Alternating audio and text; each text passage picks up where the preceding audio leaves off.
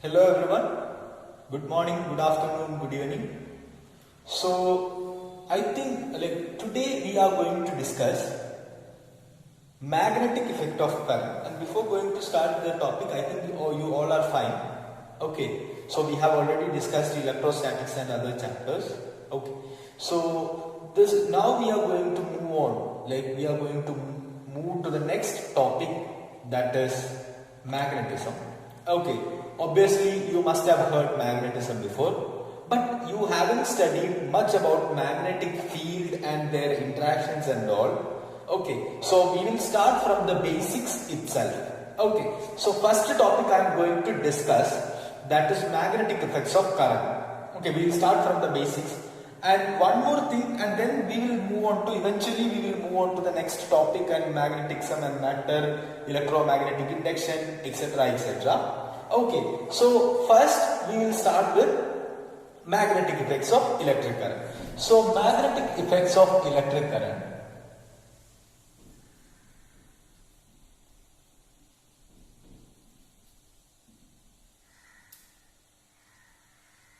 Okay, electric current or current, electric current.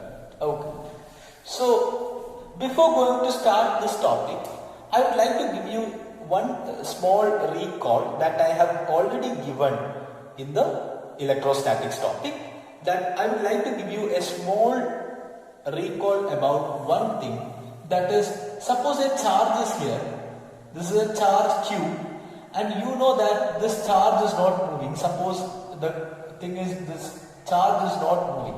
Okay, the velocity of this charge is equal to 0. Okay, then what will happen? There will be an electric field produced by this charge. There will be an electric field around it. The electric field will be produced by this charge. Okay. So what is this? Here electric field is there. Electric field. Suppose the same charge or some other charge which is moving with a velocity. Which is moving with a velocity. There is a velocity here. That is, this charge is not at rest. This is moving. This charge is moving. Then here both electric field and magnetic field will produce. There will be an electric field and also a magnetic field. And this velocity is equal to a constant. Velocity, suppose the velocity is a constant. Okay. And next I would like to let you know, that is, what is this? This is a conductor. If a conductor is conducting a current I, which means, what is a current? In current electricity you have studied that the motion of charges inside a conductor, that is electric current. So here electric current is moving inside a conductor, or electric current is moving. So then what can I say? There will be a magnetic field around it. There will be a magnetic field around it. Okay, there will not be no electric field. No electric field. So this, why there is no electric field? The drift and all, that all thing, mobility and etc. All the things you must have studied in current electricity. I am not going to discuss that. So this is the basic thing that you have to know. Okay. Second thing you have to know, that is the history of magnetic field or magnetism or electromagnetism.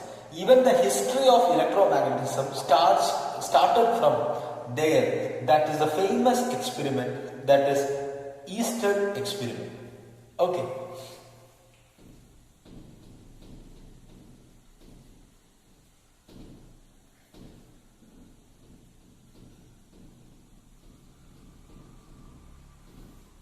What does this experiment say?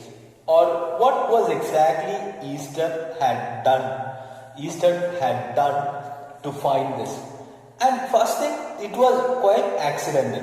This was quite accidental. That is when Easton was doing something in physics, something related to electricity or electrostatics, and accidentally he found out something that actually leads to, or that actually led to something which is very, very evident. That is, or that was the what is the kickstart of magnetism, I mean electromagnetism. So what was the experiment? So he was taking some values he was taking some values of current. Okay, so let's say this is a battery and which is connected to something, and there is a switch over here. Okay, and the current was passing through it. Maybe some device is connected here, or something that is an ammeter is also connected. Okay, this is ammeter to find out the current. Okay, we'll discuss about ammeter and all. Don't worry. So then if switch is on, then what will happen? The current will flow through it. Okay, so accidentally he found out that his magnetic compass is got there. He got a deflection in his magnetic compass. So there is a compass. Suppose it's a compass which is placed nearby. So he got something that there is a deflection of the magnetic field. I mean magnetic compass.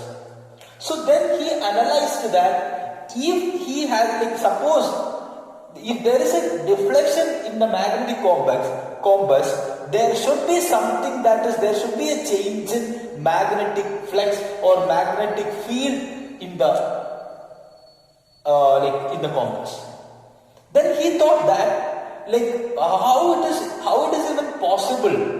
Why? Because there is no external magnetic field here. So this magnetic compass would produce its own magnetic field, because it's a magnetic compass, right? There is a magnet inside it.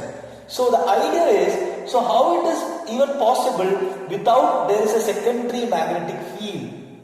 Then he analyzed or realized that, oh, there is a current flowing through it on a conductor, or current is flowing through a conductor. So it could be the reason why there is an external magnetic field.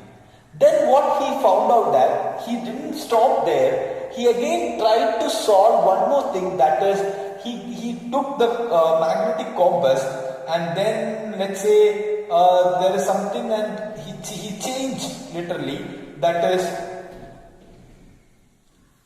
okay, so he changed the direction of current. Then what happened? The deflection of this was in the opposite direction.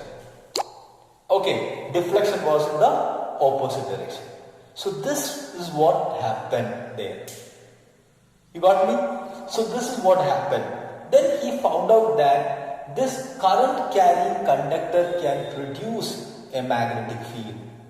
Current carrying conductor can produce a magnetic field, and this is the kickstart, or this is the beginning, or this is the foundation experiment of electromagnetism. Okay, I think you all have got this. Next, we are going to talk about one of the important laws of magnetic effects of current, which is known as Biot-Savart law. Biot-Savart's law.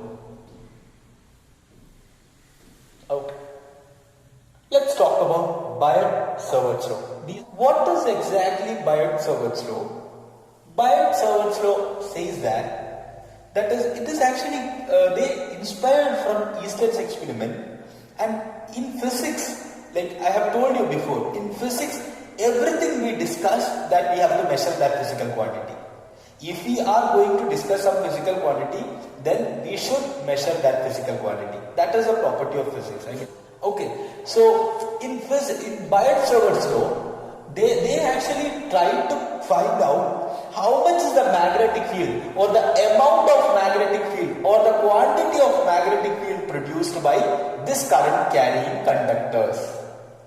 Okay, so that idea was given by Biot-Savart's law. Okay, two brilliant scientists. So I would like to tell you something.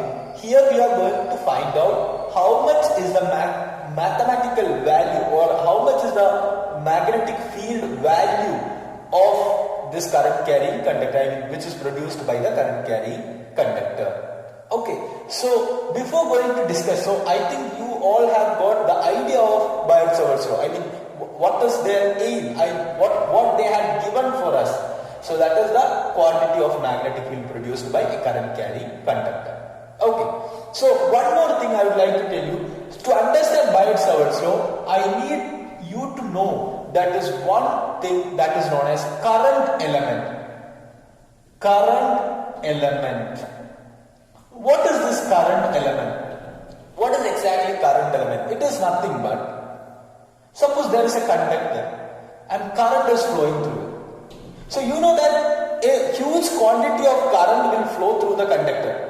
Okay, so we will consider to analyze the conductor or analyze the magnetic field very effectively. So we have to consider an infinitesimally small or a very small element or a part of this which has a length of dl. Okay, obviously that we consider it's a small length. Okay, which is very small. So considerably it is very small, and then that element length is dl. And let me zoom in this one. So this small portion I can give this like this. So this is dl, the length is dl, and the current passing through is I. So the current element is a physical quantity itself. The value of that current element is IDL. We represent by IDL. And look at this. This is vector actually. This is vector. This is a vector form of current element. You know that current is not a vector. Are you sure about that? Right? Current is not a vector. Current is like more of a tensor. You can call it as a tensor. Current has direction. Current has direction, like in a circuit you can say that current will flow from like a higher potential to lower potential. Current has direction, but current does not follow the vector addition or vector subtraction or vector calculus, or the vector things, the vector addition or subtraction will not follow. So we cannot say that current is a vector, but current element is a vector because we are considering dl as a vector. So ideal is the value of that current element.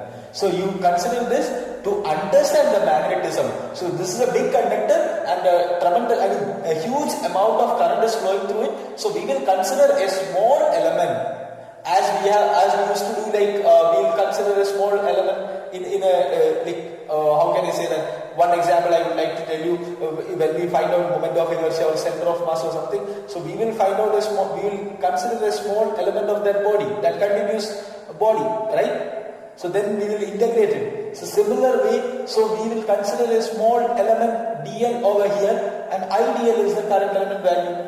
Alright, so this is what you have to know. And then we will consider the mathematical form of Biot-Savart law. So I would like to define Biot-Savart law in the reverse manner. Usually we define it and then we will write the mathematical formula. So here what I am going to do is, first I will write the mathematical formula, then I will define. So look at this. Again I have a current element here. So this is I is passing through it, dl is the small value, this one, and then here is something, there is a point P which is at a distance of r. Okay, so then, and let's say this current element and this one dl and this r vector, the angle between is theta. Okay, then all of you listen. The magnetic field produced by the small current element at this point P. What is that? Magnetic field produced by the small current element at P. Okay, that is dB. Why dB? Because it's a small value. It's a small amount of magnetic field produced by the small current element, which is equal to some constant k into I dl sin theta divided by r square. Or I can also write it as dB is proportional to I dl sin theta by r square. And now we have to talk about this very in an elaborate, I have to elaborate it. Then only you will get it. One thing, dB is proportional to this dB. What is this? This small magnetic field is proportional to current I, and it is also proportional to dl.